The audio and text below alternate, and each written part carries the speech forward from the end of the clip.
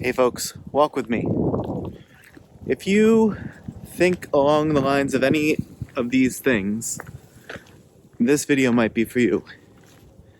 The legacy that you're going to leave behind for your loved ones. Think about the impact that you may have received from a traumatic past.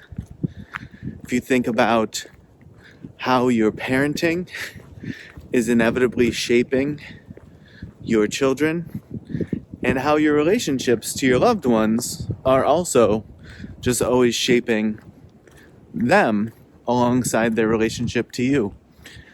Something that I've come to believe is one of, if not maybe the most admirable pursuits in terms of leaving your legacy, would be that of ending generational trauma.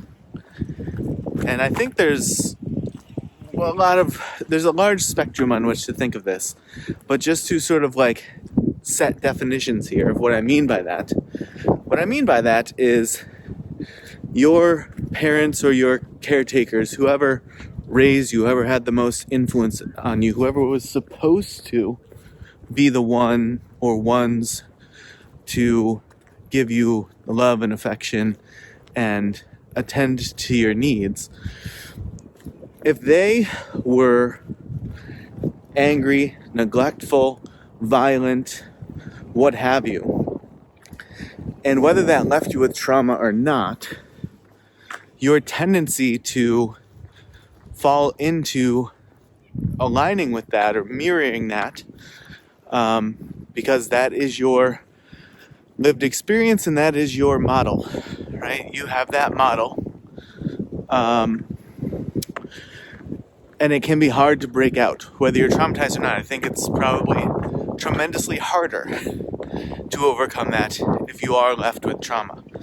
And you should consider meaningful ways to address that and process it. But finding a path forward to understand that those people provided you with experiences that you probably wish that you hadn't had, and that left you with a lot of maybe anxiety, self-doubt, distrust of the world, distrust of yourself, whatever it may be. That was given to them by their caregivers, or maybe by something that happened to them later in life, but they didn't just pop up with that out of nowhere.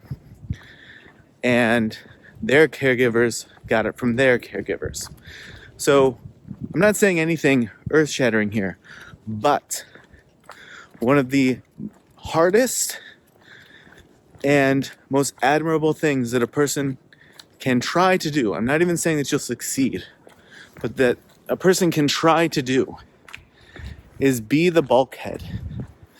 Be the place where that passing down of generational trauma, great-grandparent to grandparent, grandparent to parent, parent to you, and you to your children. If you can be the stopping point and say, I'm going to understand this for what it is, I'm going to manage my way through it as best I can for myself and for my family and for my loved ones and for my community, and not pass along the trauma, and even if it's not trauma, the challenges, the unnecessary challenges that were presented to you. I feel like challenges these days in the world of the alpha males and the sigmas and the Andrew Hubermans and Joe Rogans of the world is presented as that is to be pedestalized, right? The challenges are the thing you should seek. It's not true for a lot of reasons, and we could leave that for another video. But to remove those challenges that you could inflict on your children or on your loved ones based on challenges or trauma that was inflicted on you.